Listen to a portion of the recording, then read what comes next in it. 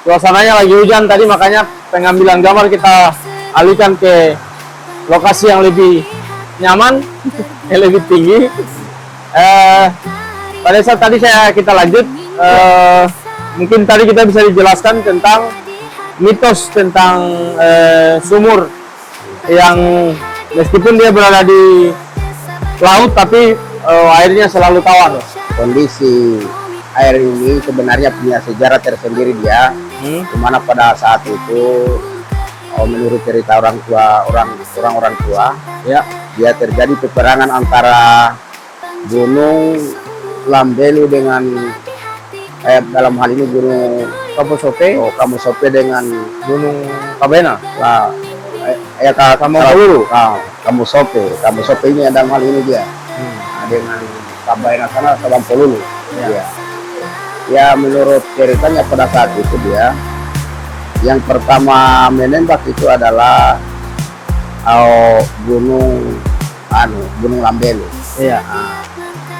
Kemudian dia dengan persyaratan dia minta izin sama Gunung Matanoi ini dengan diberi hadiah, akan diberi hadiah air. Ini dia.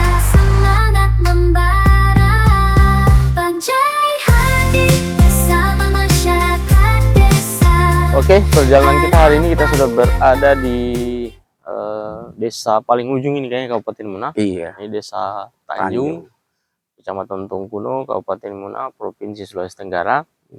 Hari ini kita sudah bersama dengan Pak Desa. Kita akan berbincang tentang banyak hal, terutama hal-hal yang berhubungan dengan potensi di desa Tanjung ini.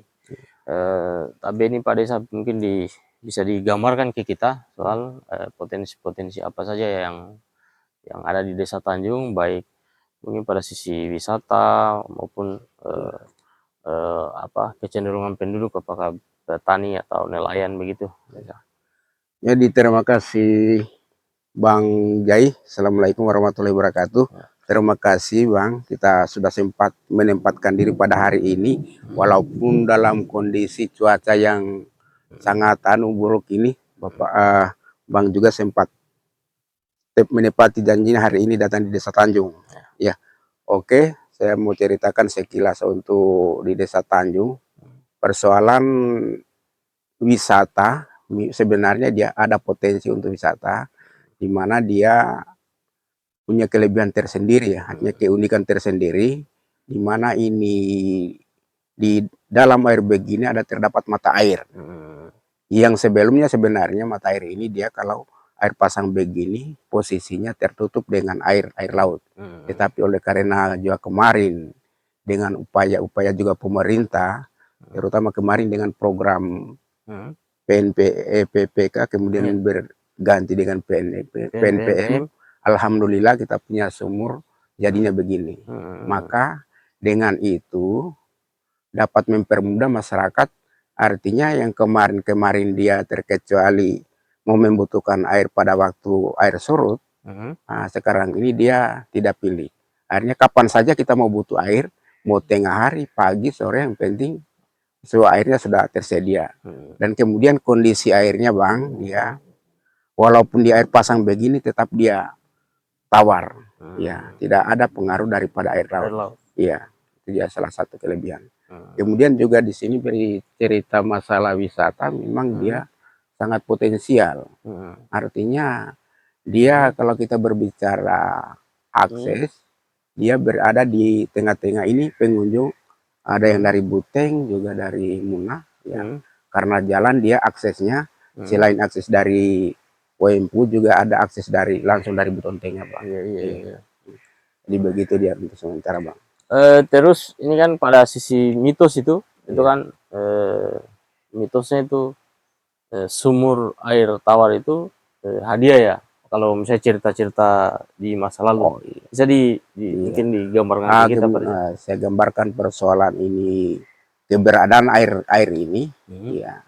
Menurut cerita orang tua dulu adalah hasil daripada peperangan. Dulu kan terjadi peperangan antara Gunung Lambelu yang berada di sebelah timur, kemudian dia Gunung Sabampolulu yang ada di Kabena sekarang.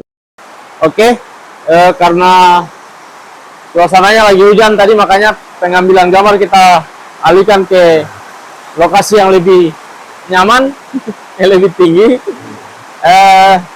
Pada saat tadi kita lanjut, mungkin tadi kita bisa dijelaskan tentang mitos tentang sumur yang meskipun dia berada di laut, tapi airnya selalu tawar.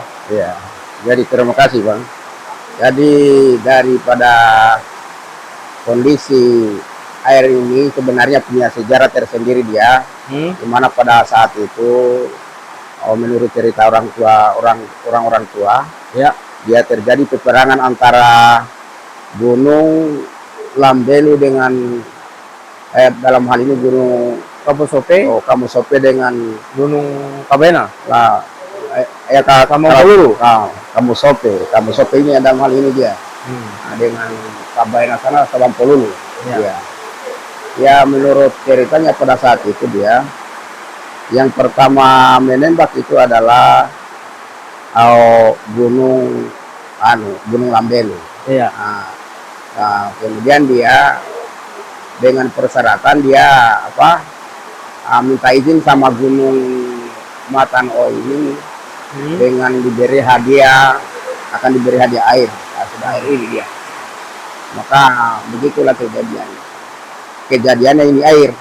Nah, kemudian setelah itu Gunung Sabampolulu yang ada di Kabena itu dia membalas, dia tidak sampai kena sasaran di Gunung Lambelu, tetapi dia jatuh yang namanya sekarang Pasikulaga. Iya. Pasikulaga ya. Pasikulaga. Nah, itu dia ceritanya. Iya. Nah, dengan demikian dia dari hasil mungkin kejadian beberapa puluh tahun yang lalu sehingga menjadi daya tarik untuk di Tanjung itu, karena dia persoalan di Tanjung ini sebenarnya kalau tiada air dia, maka di sini kemungkinan tidak ada manusia karena tidak ada sumber kehidupan.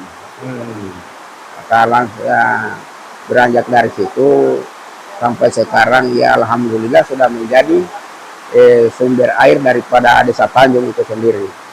Bahkan air ini bukan saja menjadi sumber airnya Desa Tanjung, bahkan orang-orang di sekeliling ini, bahkan dari Buton Tengah, kalau pada musim kemarau lagi banjir berdatangan di sini ya.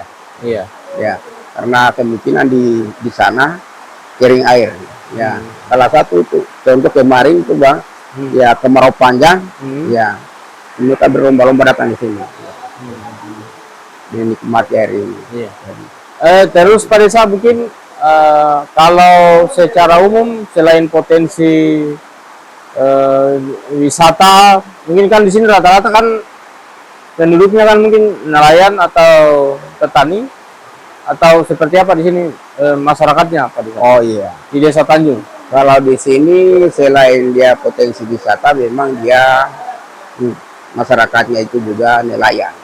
Karena memang kalau kita lihat daripada postur daripada tanah di Tanjung itu, dia untuk bertani itu tidak ada ruang. Tapi makanya itu masyarakat dia selalu kegiatannya di laut, melaut. Jadi bermacam-macam. Cuma dia masih gunakan alat tangkap tradisional, masih skala kecil maksudnya. Sesuai juga dengan medan di laut, kondisinya kan tidak seperti di daerah-daerah lain. Itu kan dia lautan bebas. Nah, itu dia. Terus mungkin Pak Desa, mungkin Pak Desa punya bayangan-bayangan tentang bagaimana ke depan ini Desa Tanjung mau dikembangkan pada sisi wisata misalnya, atau pada hal-hal lain. Maksudnya bayangan-bayangannya Pak Desa kira-kira ke depan ini Desa Tanjung ini kita mau diapakan begitu? Oh iya, betul sekali. Ya memang untuk bayangan-bayangan ke depan ini, ya apalagi hari ini dengan kunjungannya Bapak ke sini, ya mungkin juga dapat melihat secara langsung bagaimana kondisi Desa Tanjung ya saat ini. Cuman di sini yang menjadi kewalahan bagi kami ini masyarakat desa, persoalan akses. Artinya akses dari desa tetangga ke sini. Ya karena dia memang ada kita lewati dua gunung yang curang. Sehingga di situ dia untuk sekarang ini memang kalau masyarakat yang mau berwisata di sini agak sedikit khawatir dengan keselamatannya mereka. Nah, terkecuali yang dari kabupaten tetangga dari Buton Tengah, dia memang bebas dia datang. Ya, terus mungkin juga kita pemerintah desa kedepannya yang perlu kita benahi adalah di sekitaran pantai. Ya alhamdulillah dengan program dana desa ini mudah-mudahan ke depan ini kita akan fokus untuk membangun wisata di Desa Tanjung. Ya. Terus mungkin yang paling akhir ini Pak Desa, mungkin harapan-harapannya Pak Desa mungkin terhadap pemerintah kabupaten, pemerintah provinsi maupun pemerintah pusat terhadap misalnya pembangunan Desa Tanjung secara umum dan secara khusus misalnya pembangunan destinasi wisata pantai maupun destinasi wisata sumur air tawar ini.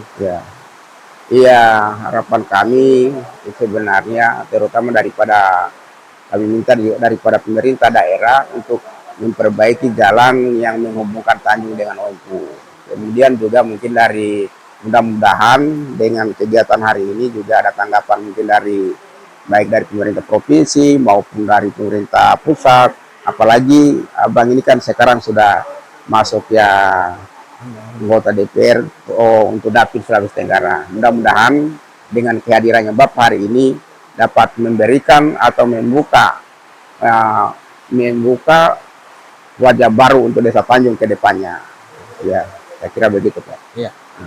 Mungkin saya pikir hal yang paling penting lagi-lagi kita membutuhkan uluran tangan atau kontribusi dari semua pihak sehingga ke depan pembangunan Desa Tanjung ini bisa terus maju, terutama destinasi wisatanya, termasuk misalnya pengembangan masyarakatnya yang rata-rata berprofesi sebagai nelayan. Mungkin ke depan tentu kita sangat berharap ini bisa terwujud.